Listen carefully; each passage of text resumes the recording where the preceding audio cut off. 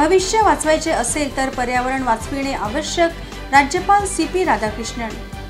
लोकसंख्या वाढत असल्यामुळे गरजा सुद्धा वाढल्या आहेत। या गरजा पूर्ण करण्यासाठी नैसर्गिक स्रोतांचा वापर मोठ्या प्रमाणात करण्यात येत आहे। त्यामुळे पर्यावरणाचे संतुलन पूर्णपणे बिघडले असून आपले भविष्य वाचवायचे असेल तर पर्यावरण वाचविणे आवश्यक आहे। त्यासाठी आज आपण पावले उचलली तर येणाऱ्या पिढीला आपण चांगले भविष्य देऊ शकतो, असे विचार राज्यपाल CP राधाकृष्णन यांनी व्यक्त केले।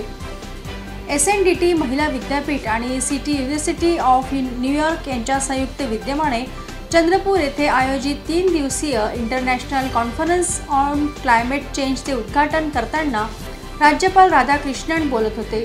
प्रियदर्शनी इंदिरा गांधी सभागृहात झालेल्या या उद्घाटन सोहळ्याला प्रमुख अतिथी म्हणून आमदार सुधीर मुनगंटीवार, देवराव भोंगळे, SNDT विद्यापीठाच्या कुलगुरू डॉक्टर उज्ज्वला चक्रदेव, प्रभारी जिल्हाधिकारी विवेक जॉन्सन, प्रसिद्ध जलपुरुष राजेंद्र सिंग, हैदराबाद येथील US consulate general Salil Kader, city युनिव्हर्सिटीचे प्रोफेसर नील फिलिप आदी उपस्थित होते।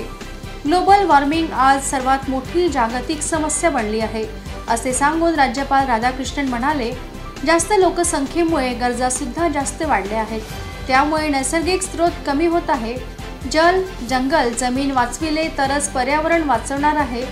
SNDT विद्यापीठ, सिटी युनिव्हर्सिटी ऑफ न्यूयॉर्क आणि महाराष्ट्र सरकार यांच्या संयुक्त विद्यमाने पर्यावरण संरक्षण या अतिशय महत्त्वाच्या विषयावर चंद्रपूर येथे 3 दिवसीय परिषदेचे आयोजन करण्यात आले आहे।